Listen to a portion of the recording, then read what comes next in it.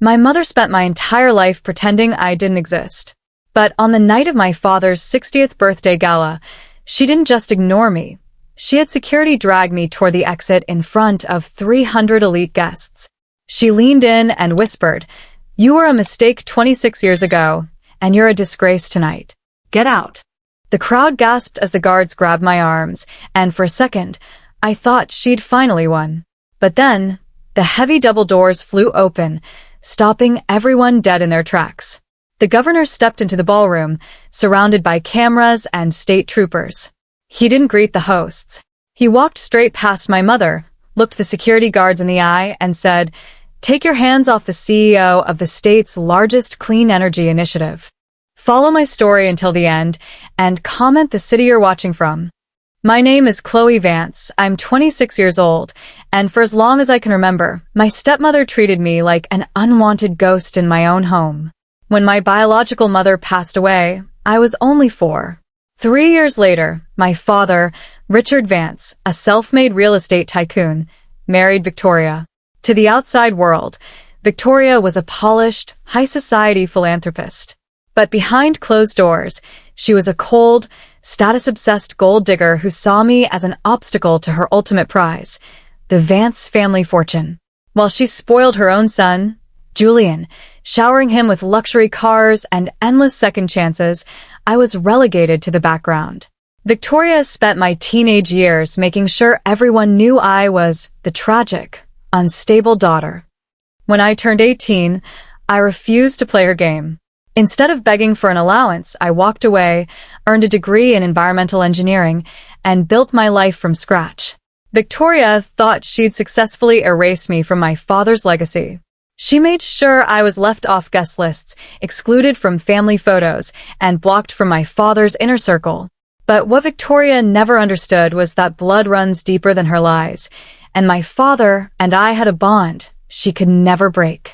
By the time my father's 60th birthday gala approached, Victoria's determination to keep me away had turned into outright desperation. The event was held at the prestigious Grand Regency Ballroom, a grand gathering of the city's corporate elite, politicians, and media. A week before the event, an official invitation arrived in my mail.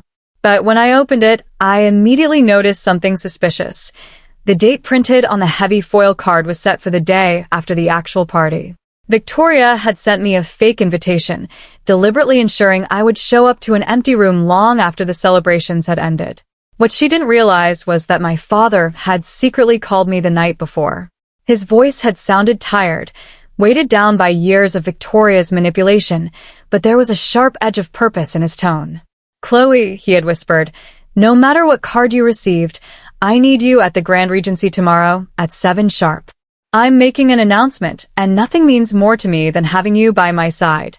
I arrived dressed in a sleek, midnight blue silk gown, my head held high as I stepped past the velvet ropes. But the moment I crossed into the glittering foyer, Victoria spotted me. Dressed in shimmering gold, her eyes narrowed like a hawk catching sight of prey. She stormed across the marble floor, her expensive heels clicking angrily, and blocked my path before I could even take another step. "What are you doing here, Chloe?" she hissed under her breath. "You weren't invited to beg for money." Victoria's voice sliced through the ambient murmur of the foyer, loud enough to draw the attention of nearby guests. Dressed in tailored tuxedos and evening gowns, local business moguls turned to whisper, sensing incoming drama. Victoria knew exactly what she was doing. She wasn't just turning me away. She was staging a scene to publicly humiliate me before my father could ever step out of his private holding room upstairs. "You've always been so shameless, haven't you?" she sneered, raising her voice so the gathering crowd could hear every word. "Creeping in uninvited to crash your father's milestone evening, hoping for a handout. You ought to be deeply embarrassed, Chloe." I kept my chin up, refusing to let her see my composure crack. "My father personally invited me, Victoria. He wants me here tonight." She let out a harsh, mocking laugh that echoed off the high chandeliered ceilings. "Your father is far too polite to tell you the truth, but I'm not. You don't belong in this room, and you certainly don't belong in this family." Before I could reply, she snapped her fingers sharply toward the main entrance. Two towering, Burly security guards in dark suits instantly stepped forward, positioning themselves on either side of me like heavily armed wardens. "Escort this trespasser off the premises immediately," Victoria commanded, her lips curling into a cruel, triumphant smile. "She is creating a disturbance." The guards didn't hesitate. One of them grabbed my left arm with a grip like iron, pulling me forcefully back toward the glass doors while the crowd gasped. Victoria leaned in close, her eyes gleaming with absolute malice. She whispered in my ear, "You were a mistake 26 years ago, and you're a disgrace tonight. Get out." The heavy double doors of the grand ballroom didn't just open, they slammed back against the polished marble walls, sending an echo through the stunned foyer. Camera flashes exploded in rapid succession, illuminating an entourage of armed state troopers moving in tight formation. Walking right down the center of the security detail was Governor Harrison himself, sharp-suited, commanding, and flanked by press photographers. The room fell into dead silence. Guests parted like the Red Sea as the governor marched into the hall. Victoria's cruel smile instantly vanished, replaced by a look of desperate, eager politeness. She practically threw herself into his path, smoothing her dress and putting on her best high society charm. "Governor Harrison," she gushed, reaching out a hand. "What an absolute honor. We had no idea your schedule would allow you to attend Richard's." Governor Harrison didn't even slow down. He walked right past her extended hand, completely ignoring her presence as if she were made of thin air. Victoria froze in mid-sentence, her jaw dropping as the governor marched directly toward the two security guards still holding my arms. He stopped less than 2 feet away, his piercing gaze dropping to the guard's hand gripping my wrist. The tension in the room snapped taut. "Take your hands off the CEO of the state's largest clean energy initiative," Governor Harrison commanded, his voice ringing across the silent ballroom like a thunderclap. The security guard recoiled as if he'd touched a live wire, instantly releasing my arm and stepping back. Victoria's face drained of every drop of color. Behind her, her son Julian stood paralyzed, staring at me like he was seeing a ghost. The freeloader Victoria had tried to throw out was the guest of honor. Before Victoria could regain her composure, the brass elevator doors at the end of the foyer slid open. My father, Richard Vance, stepped out onto the marble floor. Dressed in a sharp black tuxedo, he looked stronger and more composed than he had in years. He didn't look at Victoria, nor did he look at Julian. His eyes fixed solely on me, radiating a quiet pride that instantly silenced the whispers rippling through the crowd. He walked over to the grand podium at the center of the ballroom, joined by Governor Harrison. My father adjusted the microphone, his clear voice echoing across the high-ceilinged room. "Thank you all for being here tonight," my father began, his gaze sweeping over the 300 elite guests. "Many of you know that for the past 5 years, my daughter Chloe has been building an independent powerhouse in environmental engineering. What you do not know is why she built it outside of Vance Enterprises." Victoria's hands began to tremble at her side. I watched my family attempt to push Chloe into the shadows. My father continued, his tone cutting like steel.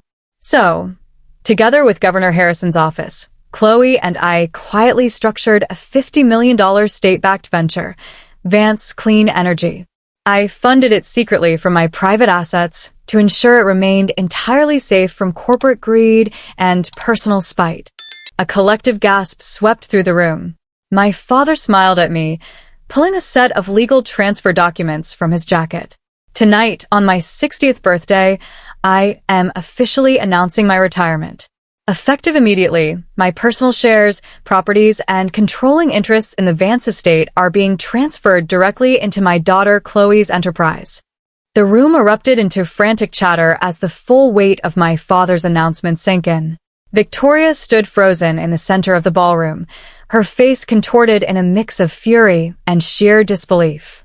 She lunged toward the podium, her polite high society mask shattering completely. "This is ridiculous," she shrieked, her voice echoing off the high ceilings as guests recoiled.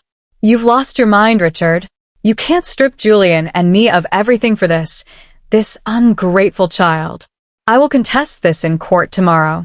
"You won't be contesting anything, Victoria," Governor Harrison said calmly, stepping forward alongside two plainclothes state investigators who had quietly joined his detail.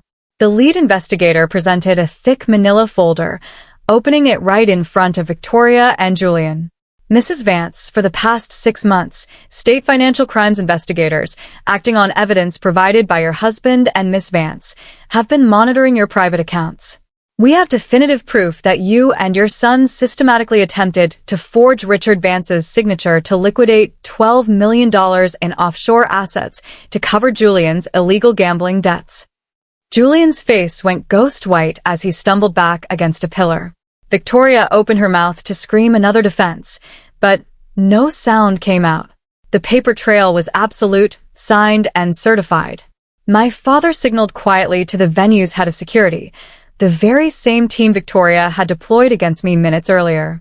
Escort these former guests off the premises, my father ordered softly. They are creating a disturbance. The crowd watched in breathless silence as security grabbed Victoria and Julian by their arms, dragging them out into the cold rain just as they had tried to do to me. As the heavy glass doors closed behind Victoria and Julian for the very last time, a calm hush settled over the grand ballroom. The tension that had suffocated my family for over 2 decades vanished into thin air. My father raised his glass toward me, his eyes glistening with tears of relief and deep pride.